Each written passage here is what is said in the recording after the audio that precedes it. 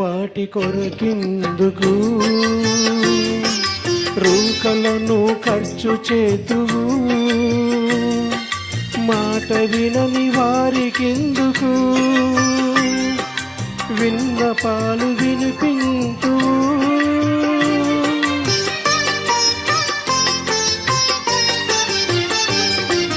కాని వాటి కొరకెందుకు రూకలెందు ఖర్చు చేతు మాట వినని వారికెందుకు విన్నపాలు వినిపించు మొర్ర పెట్టిన వినే దేవుడు మొర్ర పెట్టిన వినే దేవుడు సమాధానమీయగల ఆత్మరూపుడు